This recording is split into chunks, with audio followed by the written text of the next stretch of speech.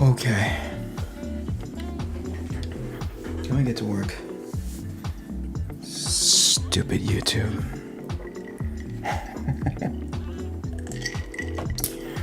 Blah, blah, blah, blah, blah. I thought I could skip it until tomorrow because my energy was so low, but good evening, everybody. Let me say hi to everyone and then get to work. Or hey, how are you? What about good evening? Sweet Tooth, welcome. Thank you for being here. Alfred, how are you? IBI, good evening. Thank you for joining me. Thank you for joining us. Jasper Plan 9, how are you, sir? Mr. Rob, the Replicator, good evening. How are you? I am not asleep, although I feel sleepy. Strike Boy, how are you? Thank you so much for joining us once again. Jaro, how are you? Cool. Everybody's in. Let's all hang out. I got a refill marker, and I'm gonna get to work. Is that cool? Oh, how are you? Thank you for joining me. Thank you for joining us. Let me see if I can make a complete mess. It's been a while since I've refilled markers.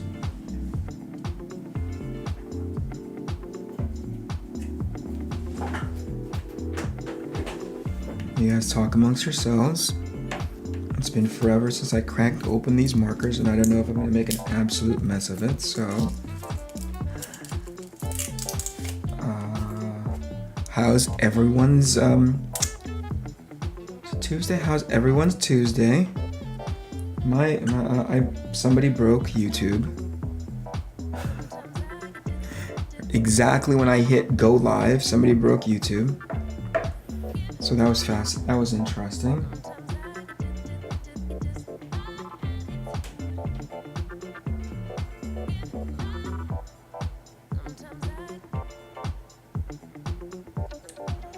All right, let's see if that works. The issue with refilling these markers is that it's always a freaking mess. No matter how you do it, it's always gonna just get all over your freaking fingers. They've never really found a more elegant way to fill these markers out. But oh right, I'm live. Yeah, here we go. Stand by. Which button do I press? This? Is this button working? This? Is it working? Okay, we're gonna draw. I'm going to try to get over my frustration of dealing with technology and dealing with YouTube's unforgiving crashes. And I'm gonna hang out with you guys. Who would I miss? Eric Housel, hello, what a great name. You're the only Eric that matters. Ravdos, how are you? Why are we drawing Avengers and not something good like Arc Athena? What a brilliant question, because I don't want to mess up an Arc Athena drawing. I've been out of practice when it comes to doing traditional stuff, so I am just going to do, I am going to sort of get the rust off, and as soon as I feel like, hey, this feels like old times again. Hey, this feels like old times again. Then I'll start drawing Arc Athena stuff. But thank you for keeping me in check, Rob. I really appreciate that.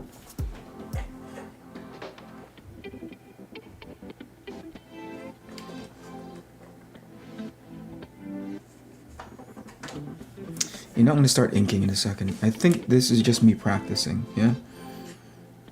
First of all, it's me practicing these markers again, because I think one of the rewards here is going to have original art associated to it. And most specifically, it's going to have original art that is Arc Athena specific. But before I go diving headlong into Arc Athena-ish related art, I'd rather not mess it up and get super frustrated and not want to do it at all. Instead, I'll just practice with these first.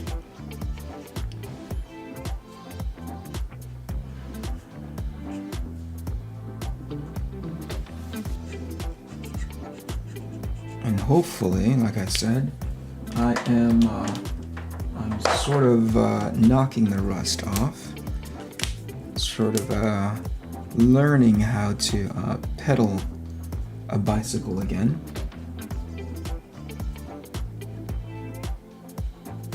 And as soon as I get my legs under me, is this how I used to do it? I don't remember what I did technique-wise. How I layered color. How's that looking on the camera? Should I turn this light up? Because it looks a little dark. Stand by.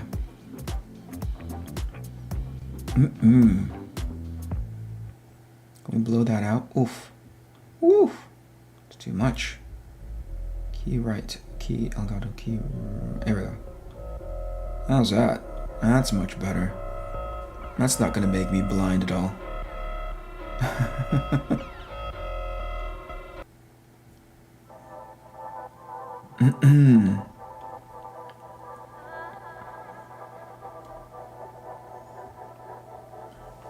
Now let's see if this camera. Oh, look at that, you guys. Zoom it all the way out so you can see my crotch. Oh yeah. Rob, are you still there? Are you jealous? All these cameras are working, dude. Alfredrino, how are you? Good evening, good morning. I don't know where you are, but hello, thank you for joining me. Thank you for joining us. Hey Eric, heard part of your Thinking Critical interview. I did not know that you worked at Wildstorm. I miss them so much. Yeah, I did. I think near the tail end, you know, I didn't work with like sort of the first wave or the main crowd, however you want to refer to them. I wasn't there with J. Scott Campbell or even Travis Charest, but I was there with Lee Bermejo. I was there with Carlos de Anda and Ali Garza. I was there with my very good dear friend Dustin Nguyen. And while we were in studio, and I think that's why we have still a pretty strong relationship, good friendship, me and Rich Friend, Sandra Hope, and Trevor Scott. And in the pit, I don't know if my memory's failing me, but Jim was working on Hush at the time, so it was just a really, really exciting time to be in studio. Rav Dawes, thank you very much for coming back. I appreciate your patience with me. Sorry about that YouTube hiccup. It was kind of out of my control, you know? Eric, you ought to do some creative commentary videos on books that you worked on. You think that's a good idea? Is there such a thing? I don't know. Stream seems to be good now. Thank you so much. You are always jealous. Only of cameras, friend, but success, you should never be jealous. You set the trend. Hey man, what's up from the Philippines? What is up, Philippines? How are you? Mr. John Moore, the Batman to my Robin, the Mo to my Curly. How are you, man? That's a murderer's row of talent. You just named the old Wildstorm. Yeah, they were. It was hard for me to keep up because those guys were definitely difficult to sort of. They were just producing some amazing work. I think at that time, I can't remember what Lee was working on. It may have been Resident Evil still. It may have been Deathblow already. I can't recall. Carlos was working on. Dustin was definitely working on Wildcats. I remember Rich was inking Bacalo on something. Sandra and Trevor, I can't remember, man. It's too far back. I can barely remember the YouTube crashing 5 minutes ago. All right. What am I doing next? Okay, let's figure out this blue. See what looks good. BCO5. BGO5? BGO5. BO5. Let's try that. Guys, I used to have this stuff, these colors and the way they lay down on top of each other. I used to have this somewhat memorized. Like the moment I picked up this marker, I would kind of know already, or at the very least, hue-wise, saturation-wise, I would kind of already know. It's been a while since I worked with traditional tools. As you know, I've been working primarily on Arc Athena. What you may not know is that Arc Athena is 100% digital, short of a handful of images that let me think if I've ever done anything traditional for Arc Athena. No, it's 100% digital. So the idea is that when I go live with the campaign, there are going to be, because there is no traditional art, I'm going to offer traditional art tiers in which I believe there will be a level of exclusivity to them because there is no traditional art associated with the books. I'm specifically going to generate some for Arc there. And I would hope that would be a selling point for those who want to collect original art from me that is Arc Athena centric. But as I said before I get into doing that, I'd rather get used to doing these markers again, because it's probably going to be on this type of paper, probably bigger. I don't know what the measurement of this thing is, but it's probably going to be on this type of tone paper in which I'm going to be doing traditional Copic marker drawings. And I can't remember what I decided on by way of tiers. I don't know if I actually did decide on tiers. I think that was going to be I was going to have a side supplementary conversation with Mr. Rob, the Replicator himself, one of my campaign Sherpas.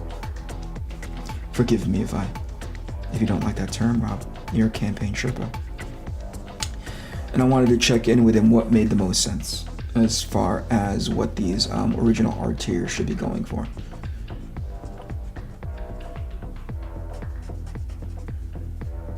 Anyway, point being, I'm a little slow when it comes to these markers because I used to have them memorized, but now I'm kind of slowing down and having to look at my chart. This chart is I don't know if you guys can't see it on screen, but this chart is a pretty amusing resource to me because it tells me, short of these ones that have faded because these were all fluorescent on the right hand side there, but the ones in the middle pretty much stayed true. Cursive Copic it's not very light fast. So a note that I would probably give to an original art buyer is to find some way to preserve that color, most specifically get it away from a window, or else this stuff is going to fade. I'll obviously put a thin layer of lacquer on top of it to help preserve it and transport. But in as far as protecting it from its light fastness, I'm going to leave that to the duty of the original bidder or the original art owner. Okay, where do I go from BO5? I can't go BO6 because that is it's too much of the same saturation and, no, it's not saturation. It's hue, saturation, and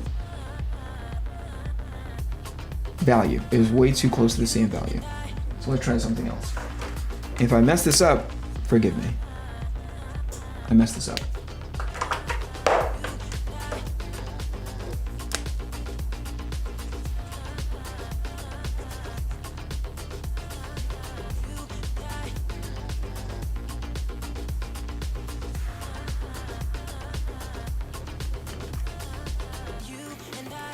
I'm gonna look up a chat. I promise I will. I promise I'll look up a chat in just a second.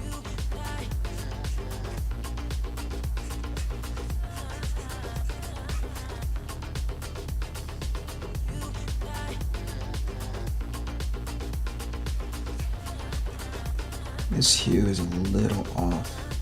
I was kind of hoping that it was going to be this sort of warmish blue at the upper part of his body, and I wouldn't start toning down the saturation of the hue until I get closer to his torso and then ultimately his legs, but whatever, we're just practicing.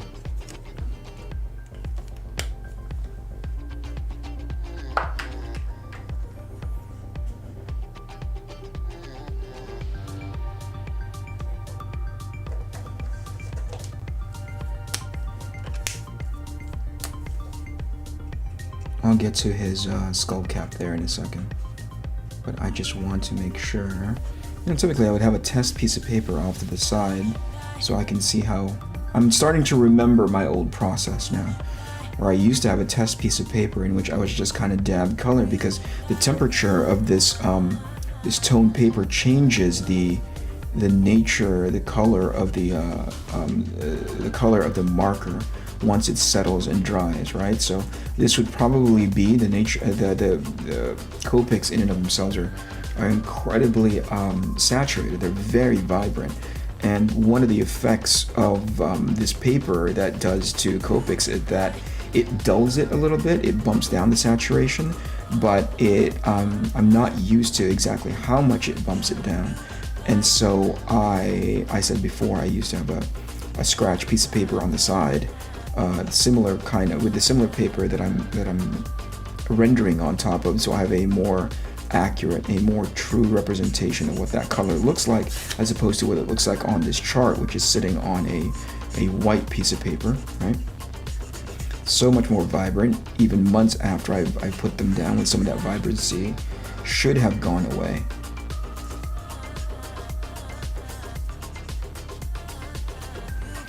If you see me being a bit loose as far as rendering is concerned, like I'm not being very precious about rendering this stuff, and you know, I'm not sitting here being like, I've seen people use this marker online, or I've seen them use it on their YouTube channel, and they're so very deliberate. They're like this.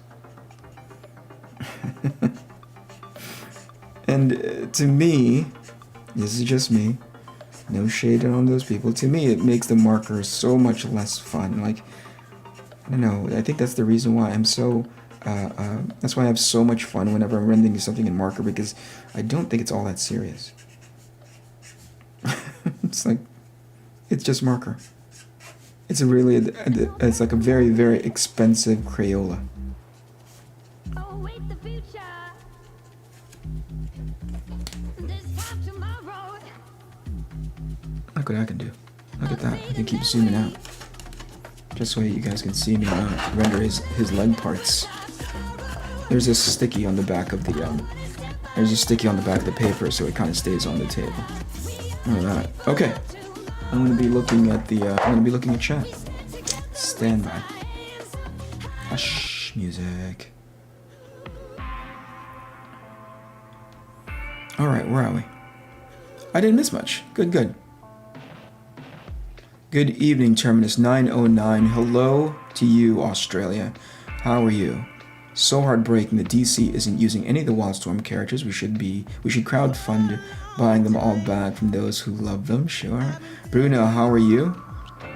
Welcome. Thank you for being here. It's your boy Tyrone. Hello, Tyrone. What is your preferred digital art program? Me personally, it's for the iPad Pro. It's called Procreate. It's the Procreate app. At what point in drawing when do you sort of get in the zone and make every decision because you want to? I make every decision because I want to. I think the moment I start getting comfortable with medium, there's very little thinking. At some point, I'm just having fun.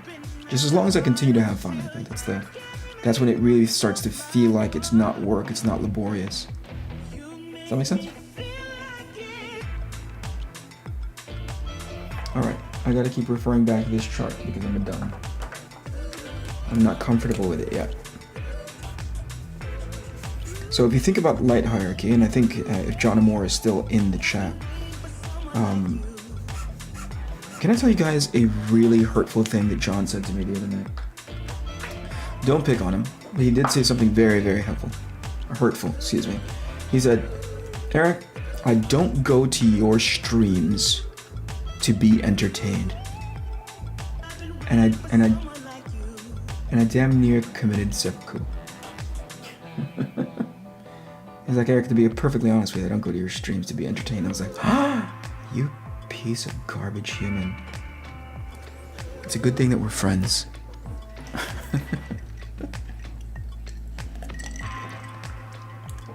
Guys, am I entertaining? Am I a bit dry?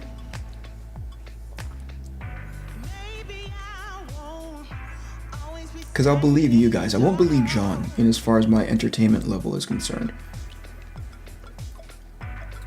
John is a convicted liar.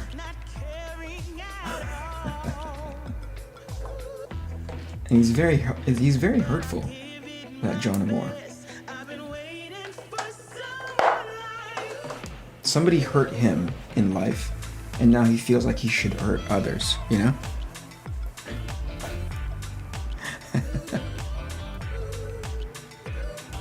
Who is the best artist you've worked with in comics? The best artist that I've ever worked with in comics. God damn it, Rob. It still has to be Jim Lee. Now that I think about it, it still has to be Jim Lee. Jim was in his like competitive prime, in my opinion, when he was a different kind of Jim Lee when he was doing Hush, but it still is Jim.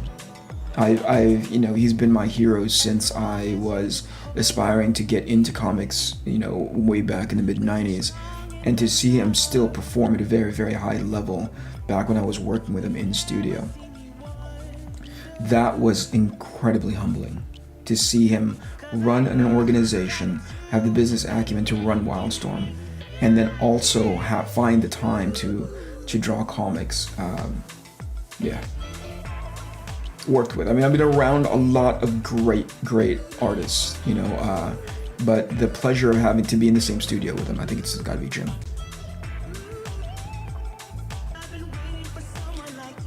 Don't believe him, Eric. You're the bestest. See, John, I'm the bestest. I'm the bestest. I'm doing good. The Odyssey expansion for Elite Dangerous goes live in the morning, and I'm bouncing off the walls, just waiting for it. Good luck, friend. I hope it is as successful for you as you had hoped. Super excited for you and the opportunities ahead.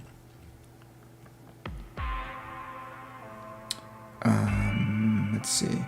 That is a harsh thing to say. I don't know. We used to be friends, he and I. He and I used to be close, and then he just said, you know what? Wagga Comics, how are you? I am entertained by your skill and knowledge you provide. Thank you. That makes me feel good. Oh, hey, you're back. I am. Just stopping by to say hi. My phone is dying, needs to charge. I'll watch on my TV. Sure. Thanks for swinging by. Who are your art influences, Mr. Canadian? Any underrated artists that you recommend? Art influences. Peter Chung is one of my mentors. He helped me get into the animation industry. He was the director and creator of a show on MTV called Aeon Flux. He has since gone and directed many things, not the least of which that animated Riddick thing that was in for Pitch Black, I think it is. Who else do I really, who do I look for? Gee, there's just a ton to, I mean, I am a Claire Wendling acolyte. Do you guys know Claire Wendling? Claire Wendling is an amazing artist. I love Claire Wendling's work, and I just remember when I couldn't figure out how to draw attractive women in proportions, I stole so much from Claire Wendling that I think I'll always owe her money forever, you know? And she's been a kind and a very good friend. She's awesome to me. Bill Watterson, I know his name doesn't get thrown around all that much, but I'm a huge fan of Calvin and Hobbes. And I've always tried to find a way to incorporate that sort of lovely, lively is not a word, but that line that's really super bouncy and alive. I try to really incorporate that into my work. And probably a lot, like Dave Johnson is Dave Johnson is my mentor, but also one of my dear good friends, and he has really shown me, he got me through a really tough patch in my art career, in as much as he was the one that was saying, like, dude, draw this, don't draw like this, you need to be more marketable. And when I listened to him is when it all started to click. I started getting more job offers, I started getting into more professional environments to be able to use my craft and so on. So that's just a handful. There's a ton more, for sure. Okay, I get to draw. I'm all caught up with chat. Where was I with this color? This? Is it this? Okay. Sometimes the color is too rich, right? So here's the light that's coming in the upper right hand corner of the page. By the time that it hits his, what do you call it here? By the time that it hits his torso / groin area, there would not be this much saturation in color in his blue, because, you know, the saturation is defined by how much that light is bouncing off of the fabric on his pants, right? So it shouldn't be that saturated. So I'm gonna find a blue that desaturates pretty hard, which I think is in like the B37, B39 range. It's almost gonna be cast in shadow like this. Perfect. Now you'll still see some of this blue, but it won't be as, like I said, as saturated or as blue, right? So all of this area here, as the light is hitting over his shoulder and is now casting down onto his legs, it'll start becoming this darker, this is a really desaturated blue based on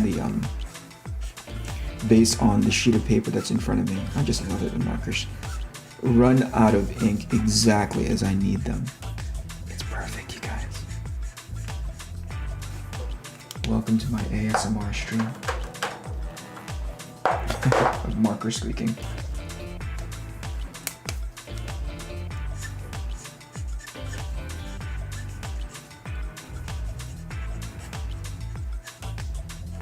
Okay, let's see here. Yeah, see? Works perfectly. You guys see that okay? See how it's super saturated right here? And that was the original blue that I mistakenly used. And that shouldn't be happening. There's just too much blue over there.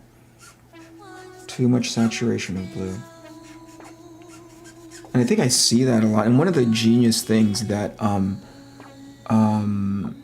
Giuliano, who is the guy coloring my book, is that he has a really firm, if not instinctual understanding of this level of saturation. So I think that's why he's such a good fit, because he and I effectively talk the same language, right? He and I basically say the same thing. He sort of explains it differently than I do. But as soon as we started using the same terminology, it was as synchronous. And the term that I jokingly use is drift compatible, right? He and I were as drift compatible as two people can be working on the same project. So that's why I have so much fun working with him, because he just kind of gets the way I think as well. Makes it so much easier.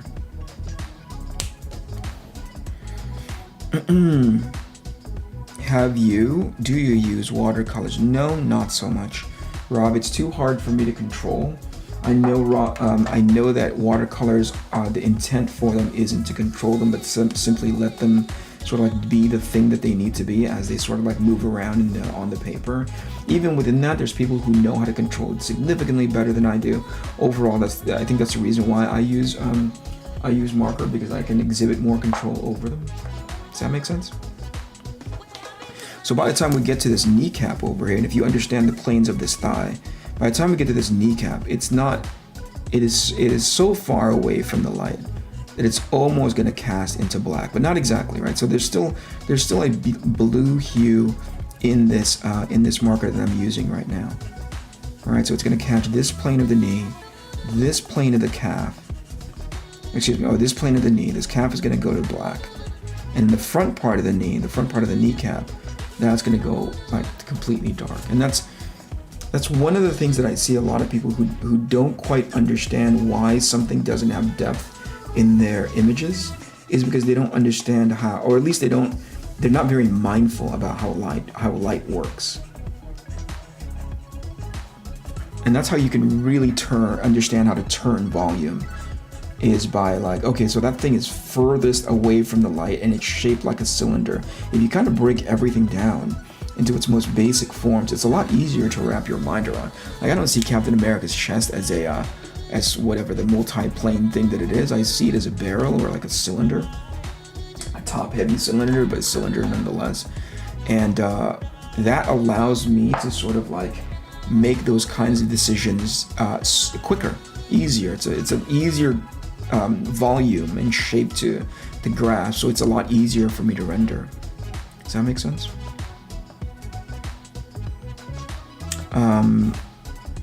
The fun part, but also the slowest part about rendering stuff in marker is, especially, well, for me anyway, rendering stuff in color, is that it's one of the few times in my process in which I slow down and really measure how well the light is working, or how well the color is working.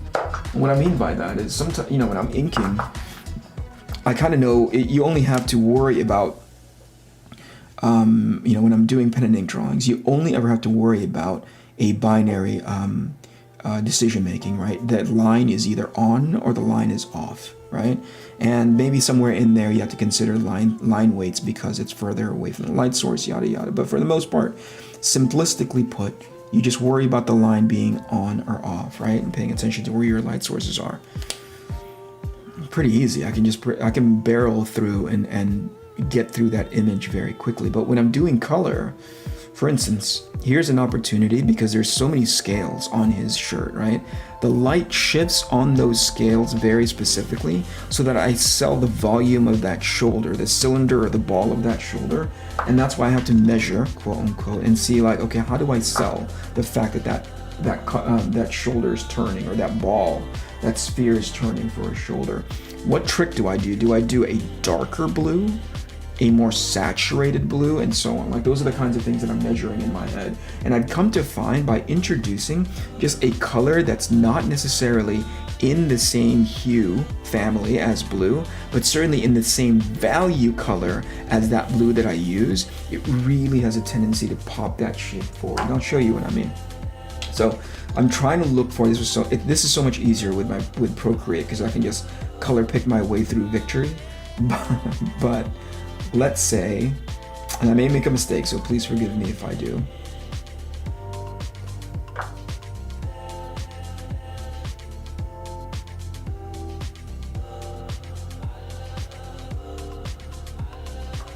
Where did that go? There it is. This is gonna look really weird at first, right? But this is warmer. This is sort of a purple. I can be a little bit more bold, I think. Because again, the color, the paper color is killing the saturation of the,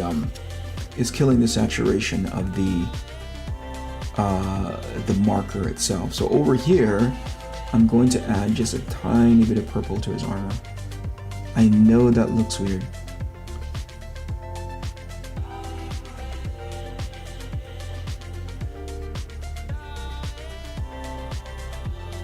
But I'm going to start to turn this sphere that represents his shoulder. Now this is in the same, what do you call it? This is in the same value as all of these blue, this blue in specific that's right next to it. But because it's purple, it gives it a dimensionality, right?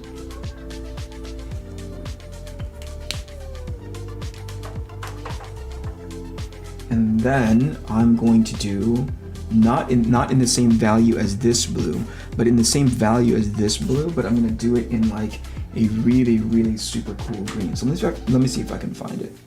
Or at the very least a blue green. So let me see if I can find where that blue green is. Let me try this. And again, if I make a mistake, lesson learned. I'm telling you guys that I'm trying to get back into the swing of things. Oh, it's too late. This paper is really forgiving when it comes to like hiding mistakes, but it's super unforgiving. It's super unforgiving when it comes to 32. Okay. 23. Hurry. It's super unforgiving. What was I saying? This thing is forgiving in as far as how it lays down. Like I don't have to be so precious about the way the marker is sort of like settling in and kind of like spreading, right? The marker is crawling across the paper, so it's super forgiving. It's like a stylistic call to Rob's point earlier. It almost feels like watercolor sometimes, right? Oh, I should be more bold with that.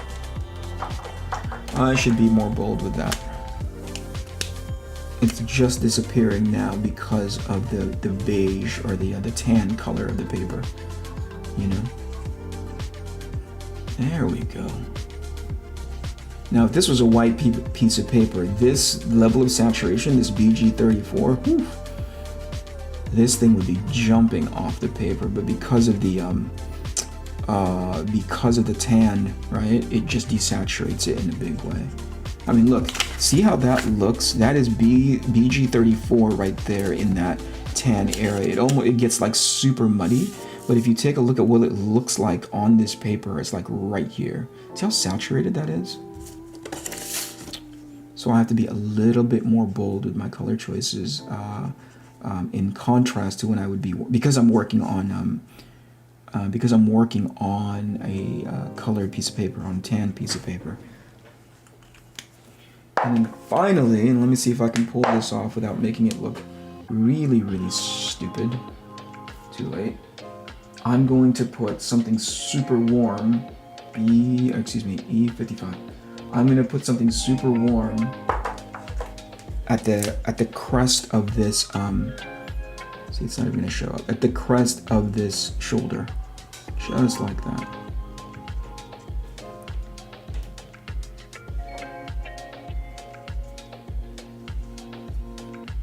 I'm basically tricking your eye, or at least I'm convincing your eye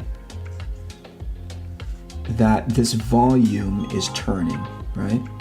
And that a lot of the colors that it's picking up are local colors from eventually somewhere over here. Like that's the reason why I maintained this purplish color over here, because I'm informing that it's purple by the red, and probably the red over here on this maybe on his stomach area, right? And that's what's turning it purple, and I'm keeping it to one side only. So that's why I didn't put any purple on that side, because I don't know, like maybe there will be eventually. I can always go back and add it, but the nature of the markers is that once I put it on paper, I can't cover it all that much. So maybe if there is purple, it's because it's coming off of, it's blue armor with red, it's blue, what is this called? It's like scale, right? It's like blue scale armor with a red reflection. It's gonna turn purple, similar to this side when Iron Man is standing here with his red armor. So this blue over here might get a hint of purple as well. But we'll see. I can always go back and add that later for effect and see if that works.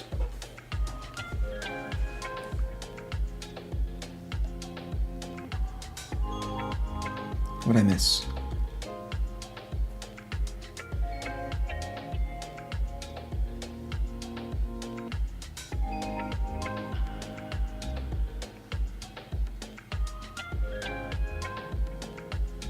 Did I miss anything, you guys? Look what I walked into. That cap is looking good. Thank you so much, Mattnig1983. How are you? Jeff Lashley, good evening. How are you? David Matheny. Am I saying that? Is it the emphasis on the math part? David, how are you? Good evening. Thank you for being here. What else?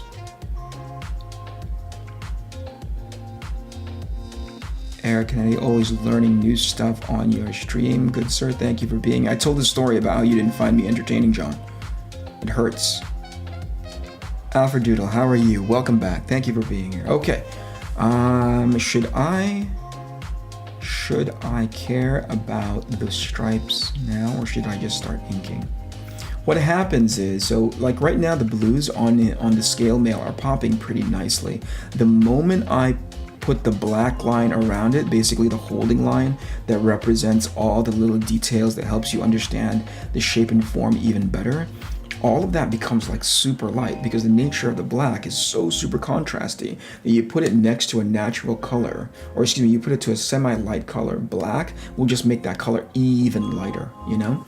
So I'm trying to see now, I can always go back and add more color to make it darker. I'm trying to see if now is a good opportunity for me to start inking, just so I have a better understanding of how this color temperature sits inside that black holding area. And I'll show you what I mean in a second.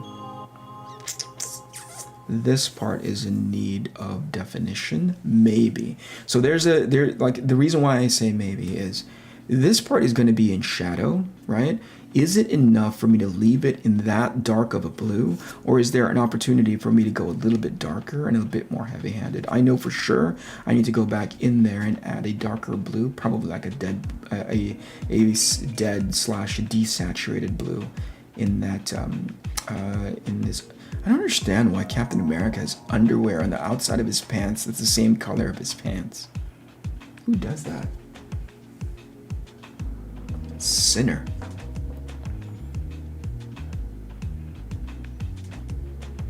Okay, let's see if this blue works. So this is the darkest, most desaturated blue that I have.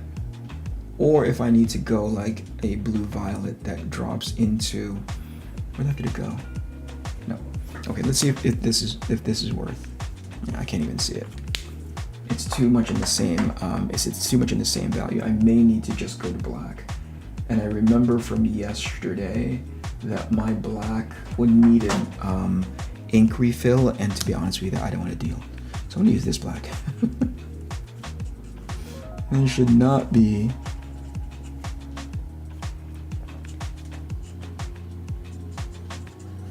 Guys, there's the guy who found me not at all entertaining. Mr. John Moore himself. You guys can see that? Ooh, the other way. Yeah, let's keep it this close, that way you can see what I'm working on a bit closer, yeah? Alright, so we're gonna work on here in that area. I think I know what to do, and it's not going to take that much, but it's not going to take that much to pop some of those scales into shadow. But like I said, sometimes I overthink so much that it stops becoming fun, And part of the fun of this medium marker is it's just so not permanent, It's not a serious thing to do. It's not a serious implement.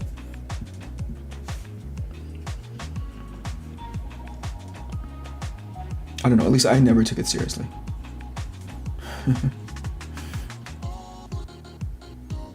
Okay, cool. Now you see me actively leaving that blue on his mask or on his skull cap a little bit light. That's just the baseline. That's just like the foundational blue. I'm still gonna come back in there and probably touch that out. But before I do, let me see. I know which one it is. I just had to check with the color chart because this part of his head I needed to pop forward, right? Or this part of the construction, I need that head to pop forward. So that's where I'm going to put the most concentrated version of blue, right? Because not just is it a matter of concentration, which is the highest point of saturation, it also needs to be, in order to have that depth, and your eye will go to it compositionally, it also needs to be the highest point of contrast. So if there is going to be any white moving forward, it's probably going to be in the skull cap area. So see how this blue is like, it may die in a second. The saturation may fade in a minute here because it hasn't completely dried and soaked into the paper. But see how this blue right here is like super saturated in comparison to everywhere else on the image. That's deliberate, right? I know it seems a little weird because it's going into like this almost aqua, turquoise, but that really is deliberate, and it's all going to read within the same family of blue, only being impacted by the upper right hand corner where the light source is coming from. And I should not make it any darker than that, except for the core of his head that helps you understand the volume, the sphere, and the cylinder put together that represents his skull, right? So let me see if I can find a good core color to put into that blue that's not going to kill its saturation. Suck. Okay, let's try it. If it sucks, it sucks. If it's bad, it's bad. Is it this? Nope, that's great. Nope, that sucks. I hate that blue. I forgot how much I hate that blue.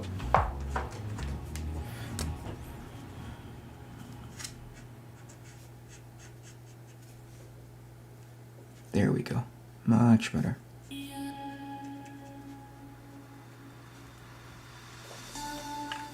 Okay, now what I'll do is go back with that B06 or that B05, I think it was a B05, and then blend that edge out. That way it softens it and it turns it into a really, really nice volume that represents the sphere of his head, right?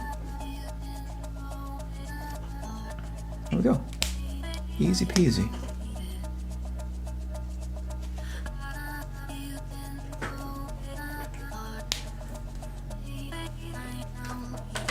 Is this making sense to you guys? I don't know if it kind of makes sense in my own head, but I don't know when you're listening to it if you're like, I don't think I understand that concept. If you don't, too bad.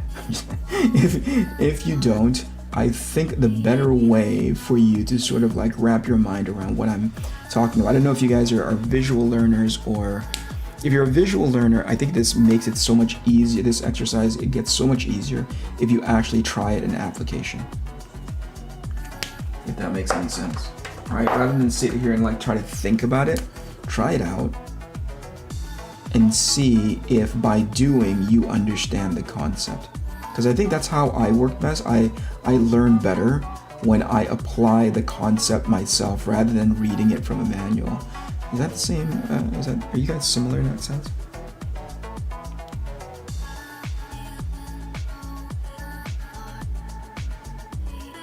Yeah, this is me taking the time to measure. Okay. So this area here in his, what do you call it? In his torso, this is where the red stripes are, right? So because Captain America is all about primary colors, white, red, red and blue. For the most part, there's not that much yellow on him. This red, this primary red that's going to be in his stomach, is going to be in the same hue family. I'm going to zoom out so you can see it. It's going to be in the same hue as this crotch area. It's going to be like almost as black as this area here. Okay? So that's what I'm measuring for. The other thing that I'm trying to keep in mind is because this white, depending on what local color is or what the sun color is, it's gonna turn into a color, right? That white is going to be pretty impacted by the other colors around it. It almost absorbs it, right? So the shadow color is what I'm thinking about right now, and what I need to do to that white. It shouldn't be white. It should be something like, I'm looking on this chart here, it's probably going to be like this grayish blue with very low saturation. Or will it go into like grayish purple? Can we try grayish blue? Once I lay that blue down, there's no way to back away from it, right? Fuck, all right. Let me just try it, because who cares?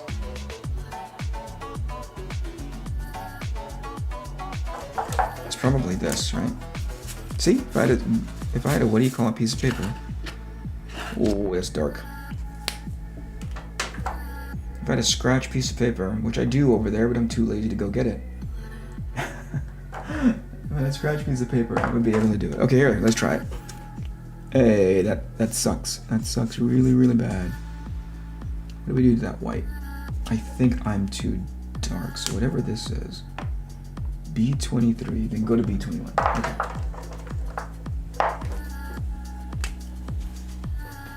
There we go. Except this is a dry. And again, I'm too lazy to get up and get some. Refill it.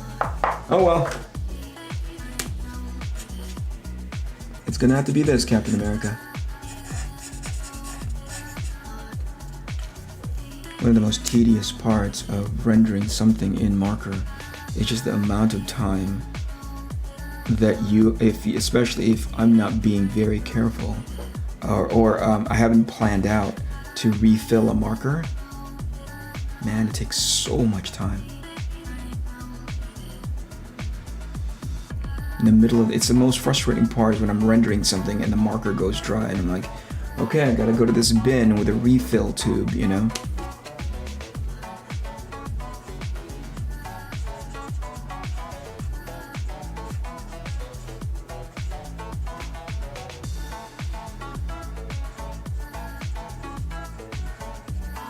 So I'm always I'm always conflicted about how to render this star, right? Because if it's a solid piece of material, if it's like I don't know, whatever it is, like whatever it's made out of, whether it be Kevlar or whatever makes sense to make this star out of, right? I either render it as one piece, one solid piece of cutout, if it's vinyl, if it's plastic, if it's whatever. I'm paying attention to the way that star would sit on his chest and would round across his pectoral area, right?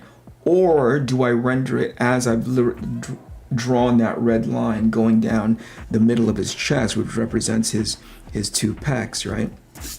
Which then means the light hits it here, goes in the shadow, and then the light hits this part of the pec and then goes in the shadow. So it's like there's two masses, and I don't think that makes much sense. Because why would he wear chainmail and then he's expose the star? So it's like, yeah, that's dumb. All right.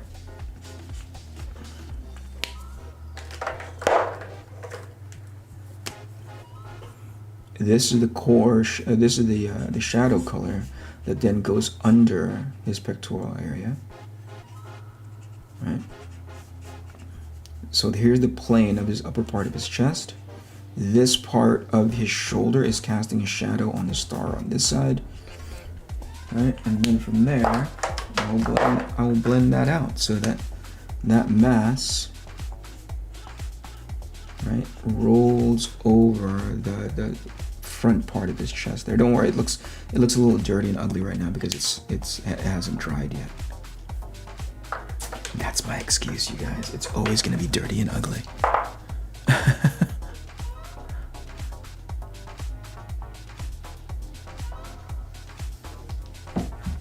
Okay, now what? Oh, yeah. This, where's my color range? So this white area of the whatever, the stripes part, that is also going to have a shadow color, like so, because this is his abdomen, right? And it's the fabric that's like kind of stretching across his stomach there, right? And then I'm gonna find a really dull, really desaturated red, maybe even go into the purples, just because some of the blue is impacting how that red is going to appear. Let me try a purple first. Actually, you know what? Let me try red first. R56, yeah.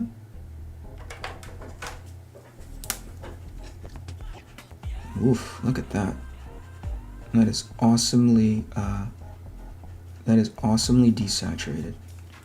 That has very little, what feels like very little pigment if this was paint, you know. I can make that darker. Don't worry. R56, R59. Okay. And this is cardinal. Alright, still a desaturated red. Not as saturated as it is over here.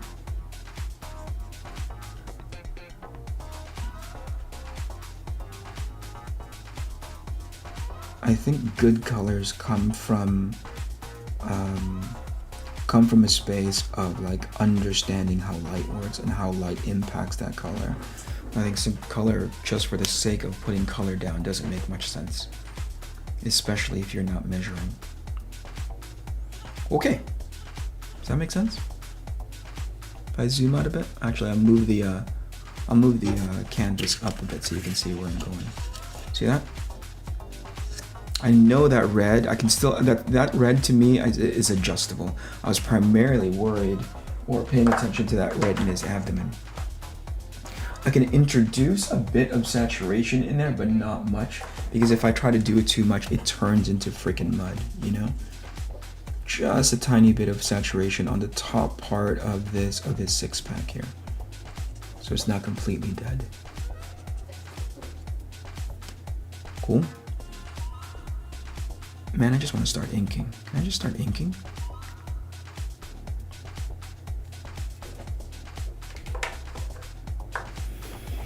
What else am I missing? I'm missing talking to chat. That's what I'm missing. Okay, hold on. Hold on. As I drop this thing.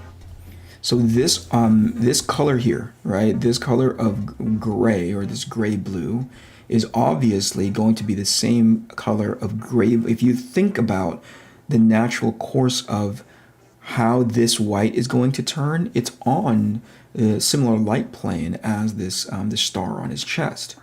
But you have to take creative liberty with that gray as it drops in the shadow, because you want to push dimension and depth away from the viewer, away from camera. So we'll start with that dark gray and drop the entire arm in that dark gray area. Well, actually, let's play it safe. Let's start with a little bit of this dark gray blue, right? Understanding that this is the barrel or the cylinder of the arm, and it's going to catch a little bit of light at the edge, right? That represents the barrel. See that? So it's already dropping away, right? Now, this arm, this portion, the bicep, is actually tucked back and away from us, and it protrudes back again into the forearm. So my goal is to drop this bicep into shadow. Can I take the chance to be more dramatic now rather than being a pussy about it and just drop it into harsher shadow? Can I do that? If you hear all that clicking, if you hear all that slamming, that is my marker stand to my right here. All right, now the other thing that I need to consider is that his body is casting that shadow that wraps around the forearm like that. See that? I can actually be more severe. Maybe it won't even, yeah, it'll cast here. No, that's a lie. It'll be casting over here somewhere. Okay, I'm just gonna drop that whole thing in shadow. And then I'll go back in and darken this bicep to drop it even further back. Does that make sense? Cool. Now with this arm, right? In order to help sell the idea that it's a cylinder, it's going to be in the same value range, right? If this is all gray, it's going to be in the same value range as this upper area on his forearm, right? But it's not going to be in the same hue, obviously, because it's white, and it's not reflective, so it's going to absorb some stuff. So I need to find somewhere in the blue family something that's a bit more saturated because it's closer to the light source, but not be as heavy-handed as I was on this side because it's not dropping into shadow. So I think that number is B21. Let's try B21 and see if it doesn't suck. Oh, that sucks. You know what? Because the marker's dry. That sucks bad, and I don't want to get up and change it. So B12 it is. B12 it is.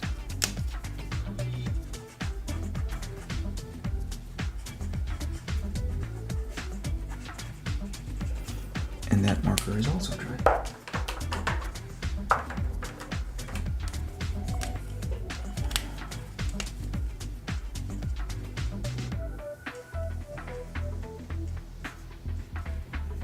All right, in a second I'm just gonna start inking because I'm kind of me doing this demo all night. Oh my gosh, look at that. Look how quickly time passes when YouTube crashes.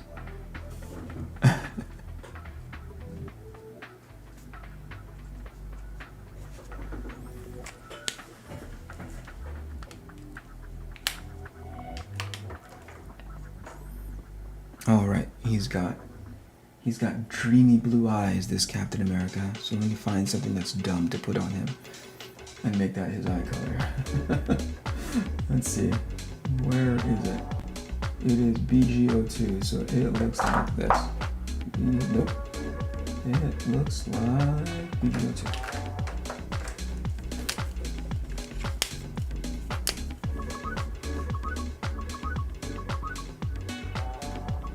This actually has a hint of green, that's why it's called BG02.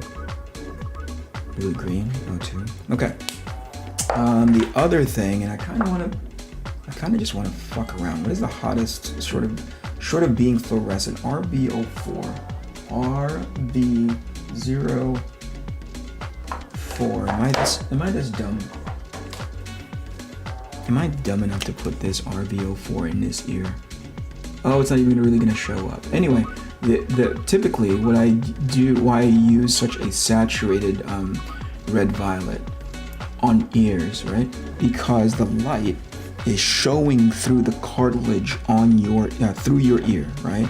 So it's like blowing out the blood that's inside your ear and turning it really super saturated, similar to the skin that's on your nose, right? The light is hitting that, bouncing around in there, and then reflecting outwards, and that's why you have that pink. But because this ear is further away from camera, that thing is going to be it's actually on the other side of his head, and therefore not getting that much light. It's going to pretty much drop into shadow, or then as natural as skin color can look in shadow, right? So there's going to be a dead color in that ear. That sounds bad, but I promise you it'll make sense once I put the color in. So it may be RV66. Let me try that. Again, if it sucks, forgive me. It's been a while since I've done this. I kind of, like back in the day, I would know exactly where that color is on this color stand. But I don't seem to know where they are anymore, so here we go. I'm sorry. RB34. Okay.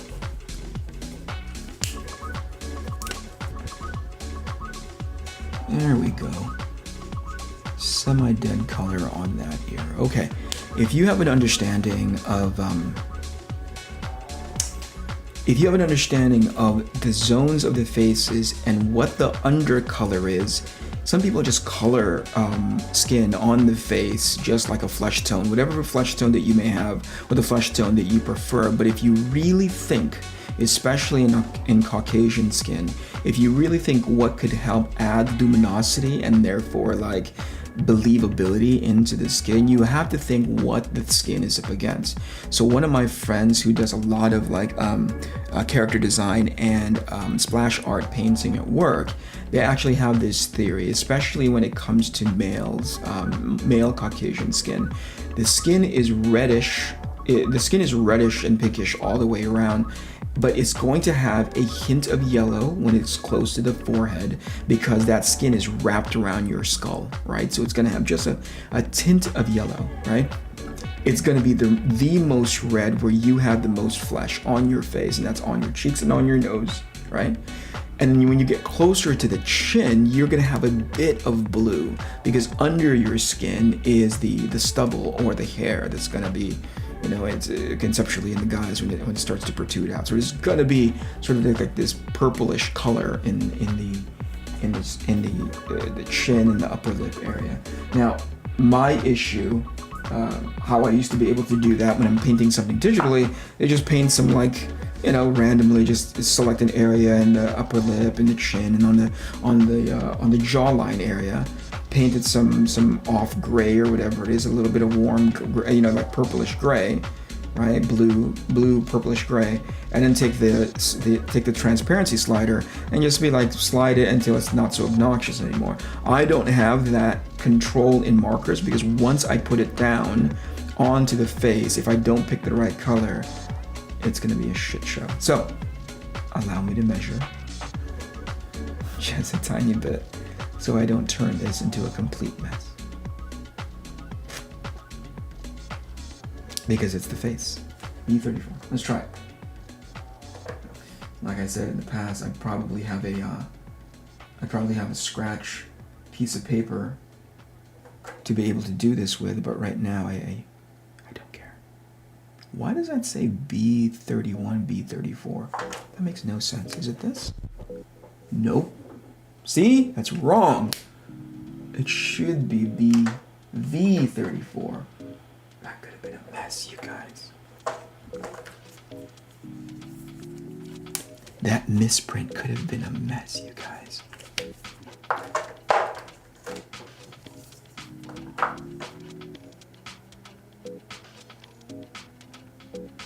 Let's try VO1 first. We're gonna pussy out a bit. And go the safe route. We're gonna pussy out a bit and go the safe route for his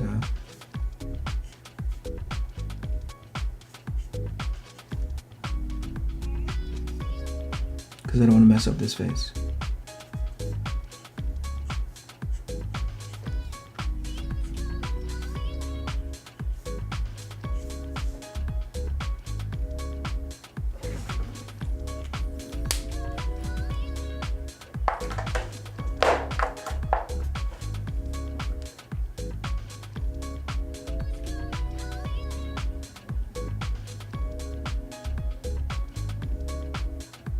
I'm looking up at the screen, but the screen is not a very good representation of the level of an accurate representation of what's happening on the page. So I'm having to sort of, I'm gonna have to start doing the squint test later on. Anyway, I can always come back and add color. Let's freaking ink, shall we? Let's ink. Inking. Inking is good. Inking works. Anyone? Ink. Also, the nature, I don't know how many of you out there are comfortable or have messed around with markers before, but man, the change that happens in the hue of the marker from the time that you put it down to the time that it dries, sometimes it's pretty cool and sometimes it's like, it's epically bad. It's so shitty bad sometimes. Especially when you're not used to it drawing on tan paper, you know? Okay, there was something I saw and I wanted to address it before I moved forward. It was the shit. The shadow on the arm, R27.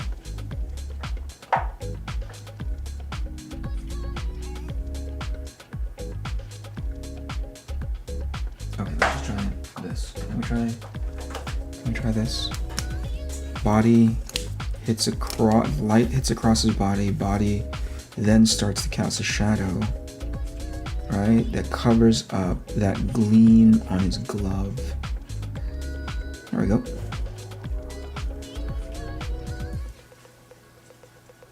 Cool. I'm going to use this 59. This is one of my favorite shadow red colors. And I'm going to blend it out of that area.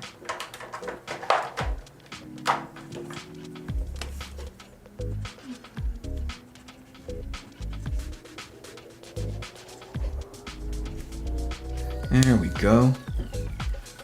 Inking time. Listen guys, it's obvious that I'm not going to be able to finish this by tonight. I'm going to give myself 10 minutes more to ink and see how it all looks. Let me zoom out a bit here. Yep. It's looking pretty good. Okay, let me say hi to everybody. Sorry if I've missed you as I've been kind of walking you through the demo. Oh boy, here we go. How am I doing? I'm doing well. That's like from forever ago. So if you said hello or if there's a monster behind me, forgive me. I didn't turn around fast enough, and I did. Oh, nice, you did it. So let's work right on. It's a super soldier thing. What is a super soldier thing? See, I'm behind. I should have looked up. Some odd design stylings back then for heroes. Yeah, for sure. The combination of like pirate boots and weird flares to the gloves and then scale mail for the arms and then underwear on the outside of the pants with a belt on the underwear. That doesn't make any sense. He had little wings on his head for crying out loud. Yeesh. I do that, Mr. Kennedy. It's called... Maybe leave the left shoulder of the cap with just some indications and not the whole lining, letting light from behind do the work. It's always a pleasure to see you work. Thanks, Oscar. Thank you so much for that suggestion. I appreciate it. It's more educated and refined form of entertainment here, right? Okay? Yeah, but John doesn't care for that.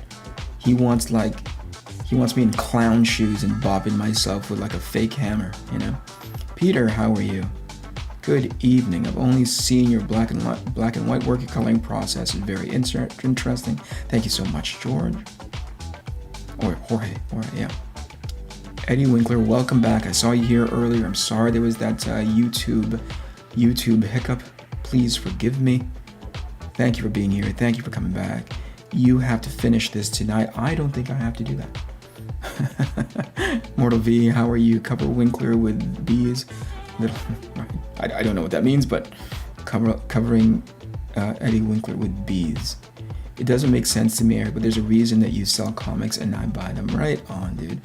I'm trying to turn Captain America into an old school pair of Bo Jackson. What? I'm lost. Forgive. So dirty. That's a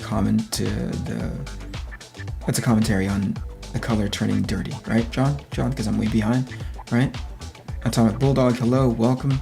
Eric and A, potentially stupid question. What's the logic behind laying down colors first before inks? It's not a stupid question. Back in the day when I used to ink this, when I used to ink over this with a watercolor-based inking tool, brush pen, if I were to do it the opposite, which is ink it first, then do the brush pen on top, or ink it first and then do the colored markers on top of it, it would just like bleed like crazy, right? Because it was water-based. Now I just got used to doing that even after I switched away from that watercolor-based marker and into Copic. Now, Copic still is pretty abrasive when it comes to inks. It will still smear from time to time. So I just kind of feel like the colors have it doesn't get muddy. It stays more true to, not so much here because obviously it's on this tan paper, but it stays more true to the original color that I had put down if I do it first and then ink on top. I love how lazy Eric is. It reminds me of me. Absolutely. 100% lazy. Eric, one thing I noticed with your art, you pay attention to a lot of the fine detail in the picture. Slightly obsessive in a good way. Do I really? I'm so damn lazy when it comes to detail that I'm like, oh, you get it, and I try to move on as quickly as possible. So the fact that you can point out to me that I pay attention to detail, thank you so much.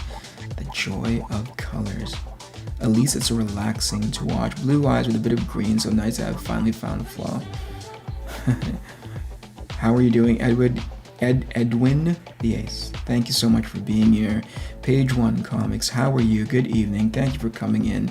So this is, Gorilla Braid says, so happy to see you doing these live drawings. And I want to tell you what an amazing gets used so much, it almost doesn't mean anything. But there are very few people whose body of work that have had the opportunity to just be sort of an audience to. And Gorilla Braid, if you don't follow them on Instagram, please go do so now.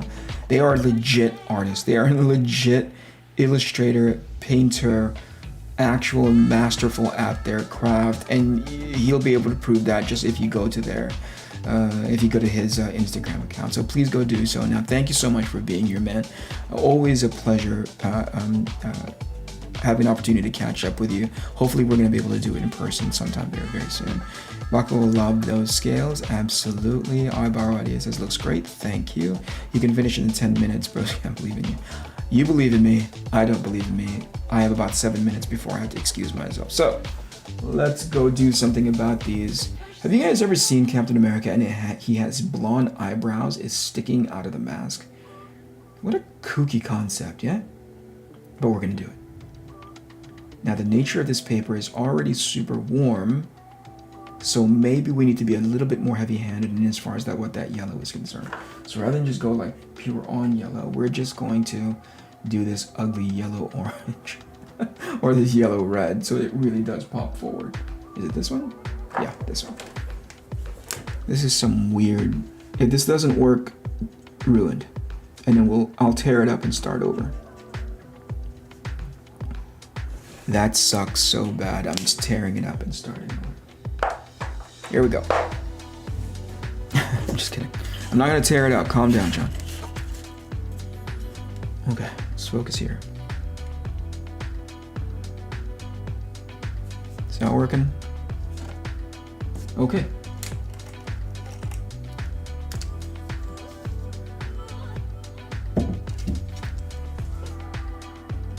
I'm going back in with the blue pencil because the red, especially around this face area, right? The marker that I use kind of bled out into the red, and I want to make a precise line.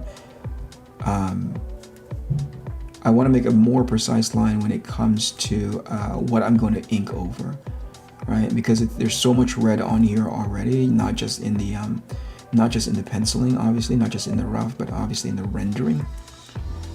That I'm just coming back in and touching that area before I ink over on top of it again.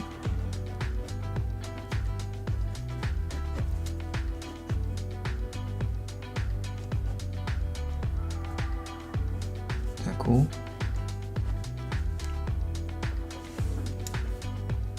All right, okay.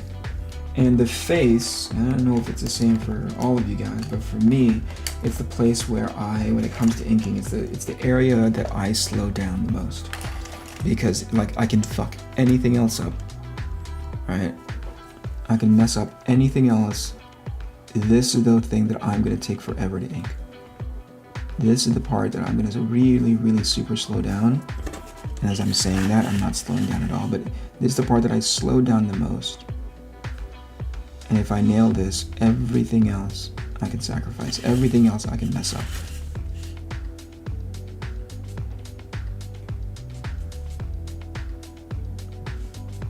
I have this really, really poor habit of not measuring the sight line, right? Where this guy is looking, where my characters are looking. So sometimes I've been guilty of having wall-eyed looking people. It's so fucking embarrassing. They should not be paying me money. Now I have two choices. In the past, I've done this technique where I go get a brush pen that's of or near the same color as and use that as a holding line for the volume, right? Or for the contour around the nose, the contour around the ears, and so on and so forth. But today, again, due primarily to my laziness, and I don't want to go up and start that shit all over again, or completely go grab a different set of tools and start over. We're just gonna make everything ink-line. Cool? Great. Thank you for bearing with me.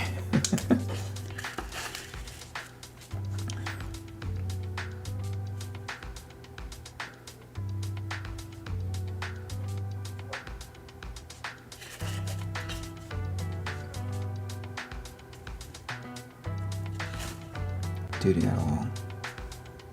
it got all serious, because now I'm all paying attention to this dang face.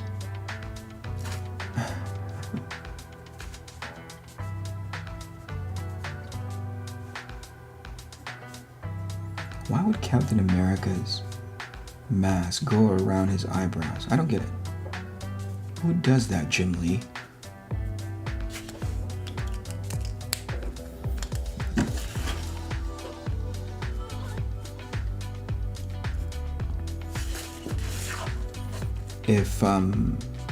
If any of you guys have ever, how many of you guys table at conventions? Anyone here table at conventions? Anyway, the reason why I ask is because there's been a handful of times in which I start inking I get to this portion of the drawing and I start inking, and two of my closest friends that I sit with at conventions, a fellow by the name of Sean Crystal and another guy by the name of Mateo Scalera, both professional comic book artists. And they always know when I'm about to ink the face, because I have this almost mantra as I'm doing it, which is, don't suck. You can suck any other time. Do not suck right now. This is the part where you're not allowed to suck. You can suck at the scales, you can suck at the stars or all the pouches, or even the ellipse for this disc for his shield. You can suck then. Do not suck at inking this face.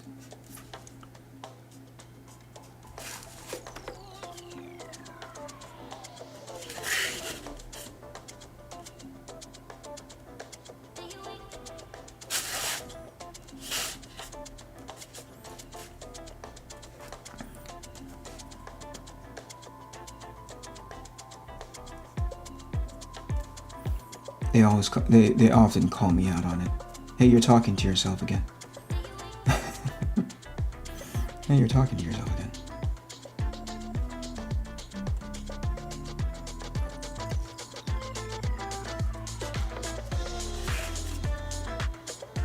And I'm like, yep, just at this part of the face. You're not allowed to suck.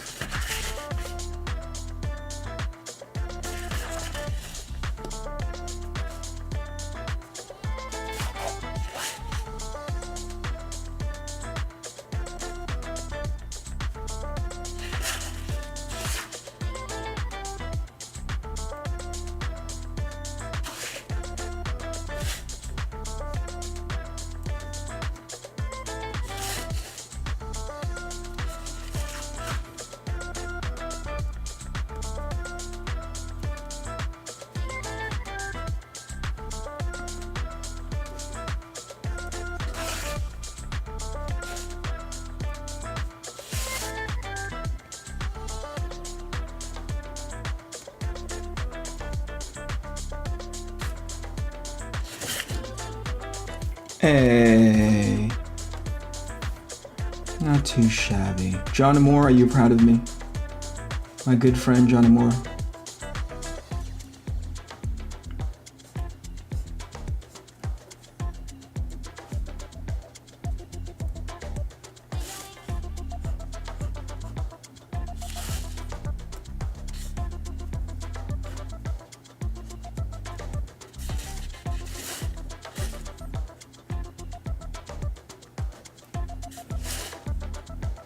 By the way, I don't know if it's the same for all of you guys or those of you who do use traditional ink. And this isn't really all that traditional because it's a brush pen, but I really, really love this part of the process. I love inking This isn't even done. I would have rendered all of the guys in this shot first before going to black line, but I figure I have another, let's say, extended stream for an extra 30 minutes, because that's approximately how long it took for YouTube to eventually fix itself, right? So I'll go for another 15 minutes or so.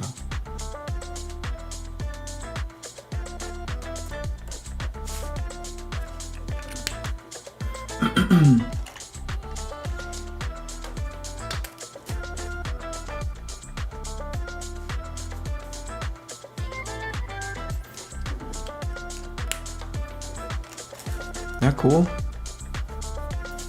I'll widen that shoulder out so it doesn't seem so. Oops.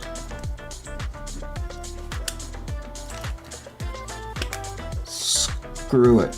We'll fix it in post. That's so bad.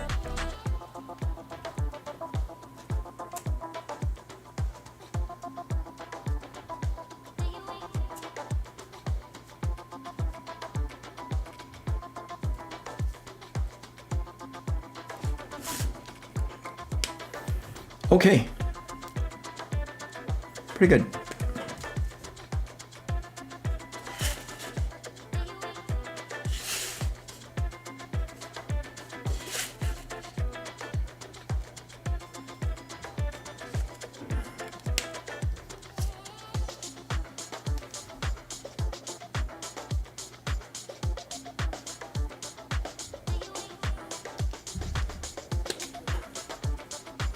Okay, so the thing that I'm asking myself now is whether or not I should drop this core of his skull into black, because, you know, it's going to be a nice way of it's a nice way to identify that it is a sphere. But right now I'm going to hold off. I'll wait until later after I render all this area out first, so that I'll see whether or not that area still needs a bit more contrast for it to pop forward. Although I'll show you, I'll get to the I'll start doing the white pencil stuff now. Obviously, again, there are steps in the process, right? Which is like to do all the markers first, then come in and ink everything, right? And then go in and start adding the effects. But because again, I only have about 15 minutes or so, I'll skip certain steps in that process and jump ahead to the technique. That way you guys can see me do it. And by the way, this is I encourage you to ask questions if there's something here that you don't quite understand, you want me to expand on it, or if you have questions in art and technique in general, I'm happy to answer them. Okay, let me actually look up. Here we go. Who am I missing? Covered, how are you? Yo, Eric, I didn't know you live streamed. I found your work recently. I'm kind of obsessed with it. Really admire what you do. Thank you so much. I appreciate that. Thank you for being here. Thank you for finding my work. Thank you for keeping me company. Wall-eyed people are mysterious. This is the honest to goodness truth. Comic booger. I love it. Cap is one of my favorites. Same with me. King Crow says, "Cacaw, ahoy there. Hello, how are you?" This is marker. I am not good enough to be. I'm not confident enough to do anything in watercolor, so I avoid it like the plague. I don't have enough control over it, I should say, so I avoid it. And so here we are. This is all marker. This is all Copic marker. The magic pen. Are you talking about this brush pen that Tombow makes? I should just wear a shirt that says Tombow on it and pretend like I'm being sponsored, because I spend so much stuff, so much money on these pens. I buy them in bulk, you know. Tombow, Fuden, I don't even know that word, but that's the right one, LC. Thank you so much. Hello, Mr. David Peterson. Thank you for being here. I've said this multiple times in the past, so I don't want us to do it to the point where it embarrasses him, but really, Dave is one of the good guys, and he has been such a kind, giving gentleman to me. Anytime that we see each other, he has never had a disparaging word to say, only encouraging. So thank you so much for being here, David. An artist and a creator, a businessman of the highest esteem, creator of the book Mouse Guard, Thank you for joining us. And he says, is the paper cream off-white, or is that the lighting? It is the paper. It is this warm tan paper that is supposed to be multimedia. Tombo, yep, that's the one, you guys. I don't know how to say that second word without stumbling through it, but that's it. I am and always will be proud of you. Aw, I don't know who Henrik is, but hello. Baseball practice, gotta go. Have a good night. We'll catch the rest on replay. Coming together nicely. Actually, I have another, 10 minutes or so. I'll get to it in a second. I have an art question. How do you get super good? I don't know. I do not have a good art answer for your great art question, David. But thank you for asking. I have a question about Arc Athena. Will you sell the issues together or separately? The answer is I'm going to be selling them separately. Issue 1 is going to be done in... Actually, it's already done, right? I'm already well into issue 5. So it's a 5-issue mini-series. I've already finished the black and white through the first 4 issues.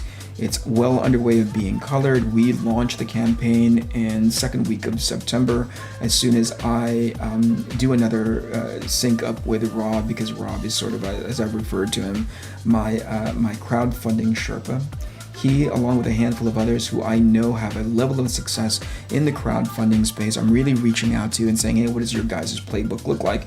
Use that sort of like a buffet and put it all together, and somehow, hopefully, fingers crossed, when I launch my campaign, it'll be just as successful as theirs. Anyway, point being, it's going to be individual issues, and by which issue 5, I think the plan is, if it's maintain its momentum, knock on wood, it actually, it actually trends upward by way of backers and overall money spent. Hopefully by issue 5, we'll offer a tier in which there is a box so that you can slide the first 4 issues into it, so it becomes a box set. Okay, like a slipcase. So I hope that answers your question. Please make a tutorial on body construction. I am the wrong person. I don't know anatomy. I can't do it well. Someone who never says a disparaging word to you is a low threshold for being a good guy. Fude is Japanese for brush. Ah, okay. Who is coloring Arc Athena? A very talented gentleman by the name of Giuliano Paratelli. Brazilian? South American? I think Brazilian. In his background, also superhuman in his background. He is amazing. It's close to a mind reader in as far as this project is concerned that I've ever run into. So thank you so much. I don't know if Jules is in chat, but if you're lurking, buddy, thank you so much for all the heavy lifting. I can't do it without you. So stick around, won't you? Okay, so we'll do the, what am I doing next? I'll skip through the process when I start adding colored pencil. Is that okay?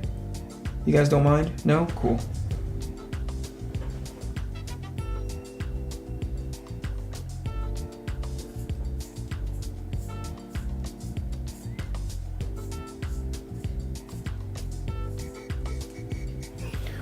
Okay, one thing at a time. I have... Shoot, my supplies. I have not used this supply cart in what feels like forever, so I'm kind of discombobulated. Forgive the excess background tin noises. Okay. What am I grabbing next? You like how I professionally just put that dirty, dirty tin right on top of the artwork?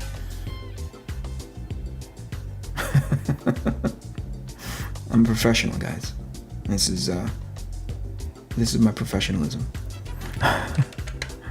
Okay, I'm gonna put you on top of the markers here.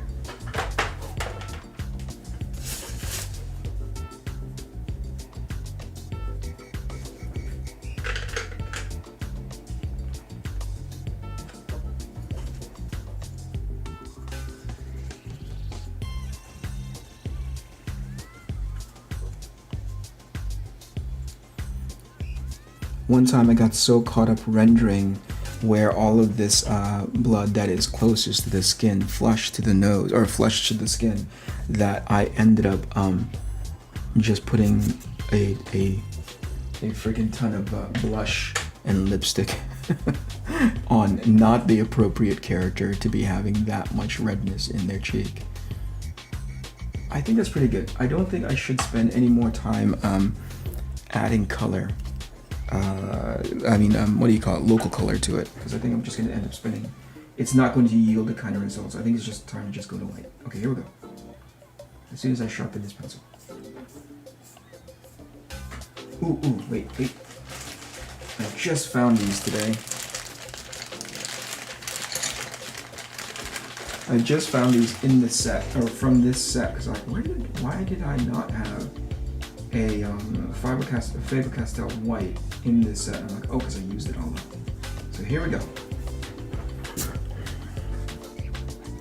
Here is his plane of his face, and it's being squished by the by his mask, like so. Here is this portion of your upper lip. See how there's a ridge up there that will catch light. Here's the plane of the chin that will catch light as well. Right? Captain America likes to wear lip gloss.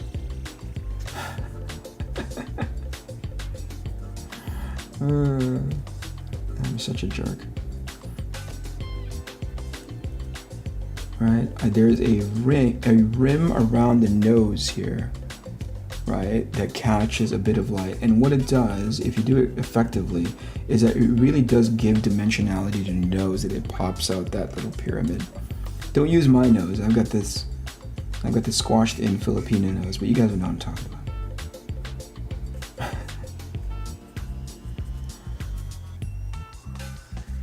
America's nose, one might say.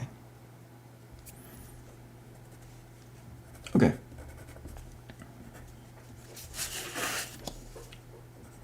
Here's the highlight that hits his mask. Actually, you know what? If I need this to go even, this to be even more dramatic in white, I should use this thing that I just ended up sharpening, this pastel pen. Now the issue with this is that because unlike the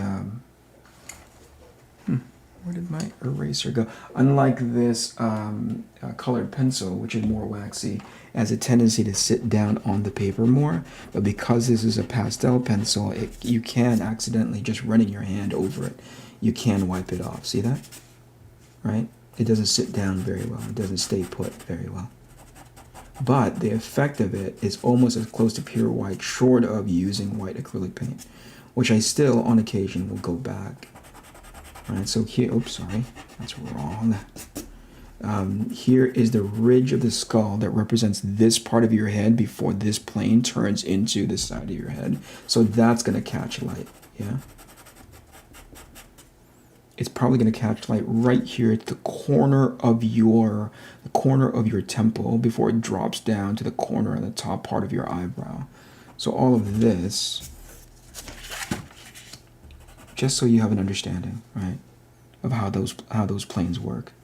This A is going to be close to white because depending on the material, it's going to read as white and shiny, in which case it's a very absorbent material. Or if it becomes reflective and white, where there's like a highlight, then that means it's a reflective material and it doesn't absorb much light. So I can play it either way. I'm deciding now. How cool. Why is Captain America's nose broken? Straight line. Straight line. There you go. Jeez Louise. How hard was that? This colored pencil, and especially this pastel pencil, very forgiving, because the moment I realize that I don't like the way something looks in its rendering, I can always just erase it away. I can then, when near the end of the process, I can go in there and hit it with spray it down with an acrylic fixative that will at least prevent it from getting smeared. Not a fixative, but an actual acrylic coat. Is that it? Is that my time? Oh my gosh. All right, and finally, and I'll get, again, I shouldn't be doing it this early, but I figured I only have X amount of time during stream tonight. Thank you very much, YouTube. There's this white gel pen. And some of you might be familiar with it, so there's nothing foreign to you. It's catching the edges of this A that gives it dimensionality. It's catching primarily all of this wing, which means it's super reflective. Just the corner and edge of this one here on this opposite part of his head. And then tip of his nose. I'm gonna erase this thing on it. Actually, it's okay in real life when I look at it on screen because the camera is, at least this app is projecting it in such a high contrast that it almost seems like there's this extra ridge that's like right under his chin. It's not that dramatic in real life. It's super high contrasty on screen, and it makes me nervous to look at. I almost pinch and zoomed. I almost literally grabbed the page like this and wanted to zoom out. Thank you very much, Procreate. Top right, catching the light in the upper right hand corner. And that is pretty much how I would render that face. And I would call that done. And I know it's almost done because the music just kicked off. Okay, I'm going to catch up with chat one more time and then excuse myself for the evening. Is that cool? And there you go. That's what Captain America, at least the head part looks like. I'd probably go back in there and, you know, this would I'd probably add more blue to the neck area there. But then, you know, this thing would get hit with white.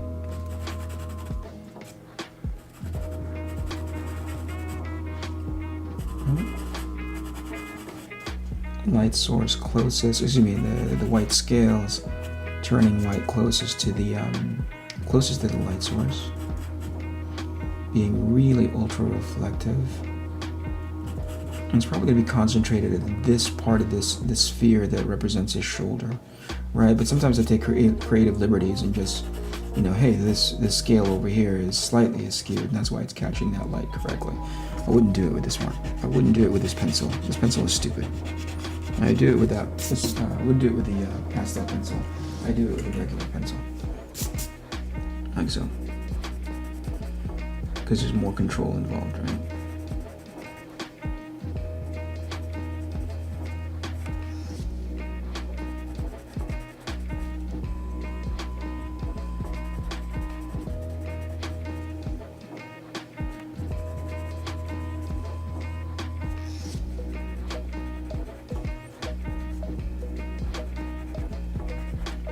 Super messy right now. I'll tidy it up later, but this is basically the idea.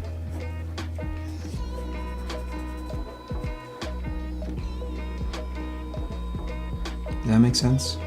And I should have put the pencil down just quite yet because obviously I still need to go back in there and ink that shit, but that's what it looks like. Okay, cool.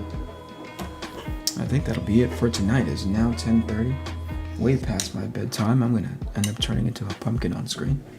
Thank you very much, everybody, for joining me. Sorry for the hiccup earlier in regards to the YouTube crashing. I swear to God, that was not my fault. I hit all the right buttons. And if you're not already following me, please do so. You can find me on my social media. You can go to both Instagram and on Twitter under Eric Canetti, Instagram.com/Eric Canetti, Twitter.com/Eric Canetti. If you haven't already done so, please go to my website, ericcanetti.com.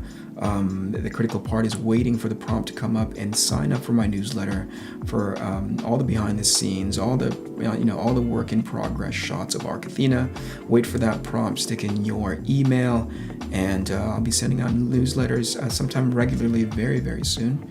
If it's too much of a cadence for you, please give me a heads up. I don't want to bombard your stuff with spam. And is that it? Oh, if you want to get copies of my sketchbooks, some of my original art, you can go to essentialsequential.com. Essentialsequential.com.